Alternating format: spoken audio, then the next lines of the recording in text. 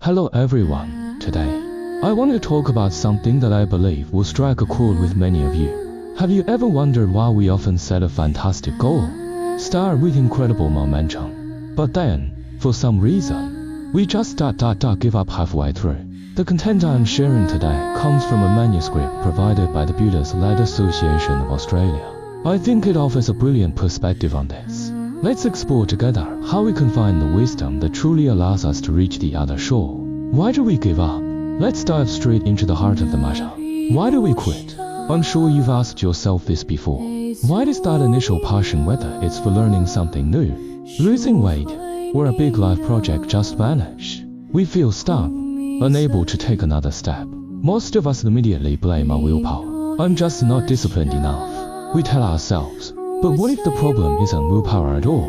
What if we fail because we are missing something much more fundamental? The manuscript describes this missing piece as the hidden fuel of success. So, what is it? The hidden fuel, UN, conditions. The answer is UN. Now, wait a second, the UN we're talking about here might be different from the fate or destiny you usually think of.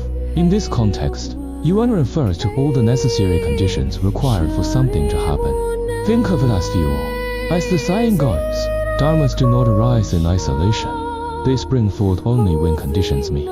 Nothing in this world happens out of thin air. Every event requires enough UN, enough supporting conditions to sustain it. If that sounds a bit abstract, here is a perfect metaphor from the text. Imagine your goal is a car. What is UN? It is the gasoline. How far that car can go depends entirely on how much fuel is in the tank. When we abandon a project halfway, it's often not because the car is broken or because we're bad drivers. It's simply because we ran out of gas. Our tank is empty. Merit, your energy reserve. Here's where it gets even more interesting. The manuscript gives this fuel another name: food, or what we commonly call merit. You can think of it this way. Your stock of merit is equal to the total amount of UN you have to complete a task. They are essentially the same thing, the resource that powers your success. So, if the problem is a lack of fuel, the most important question is, where do I go to gas up? How do I collect this fuel? The text provides 3 specific gas stations called fields of merit. Just like a field, if you plant seeds and cultivate them, you will have a harvest.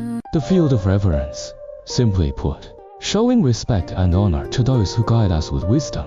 The field of gratitude, being mindful of and repaying those who have been kind to us, like our parents and teachers. The field of compassion, using our compassion to help those who are struggling more than we are. As the manuscript suggests, if we cultivate these 3 fields with a sincere heart, we accumulate limitless roots of goodness. This isn't just fluff, it is a very concrete way to refuel your journey toward your goals. What does mastery look like? Suppose our tank is now full and we're ready to drive all the way to the destination. What does that destination, that other shore, actually look like? The text uses a specific term: mastery over all things. This isn't just knowing something. It means you are so thoroughly fluent in the principles of what you do that you operate without any obstacles. You become that expert who makes everything look effortless. To help us understand, the manuscript uses a great computer analogy. The amateur, their mindset is good enough. As long as the computer works, they're happy. They only know the most basic functions.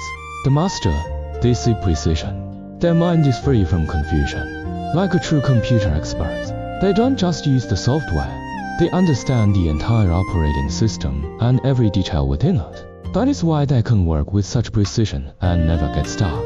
The final key, the 1% sunlight. This brings us to the final, and perhaps most important, point: what is the ultimate key to success?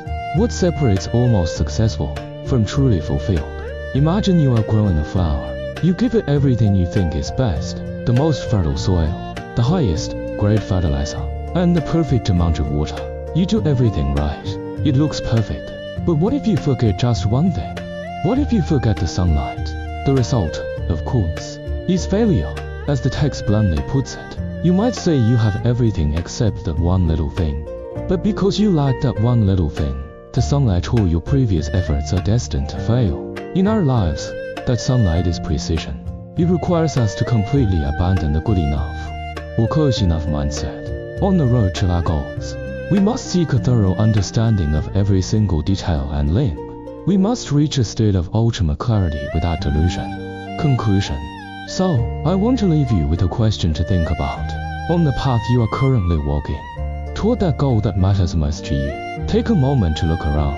Is your soil, water, and fertilizer ready?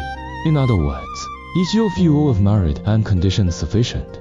And more importantly, what is that one ray of sunlight that you might have been overlooking? Finding the answer to that question might just be the key to finally reaching the other shore. Thank you all for listening.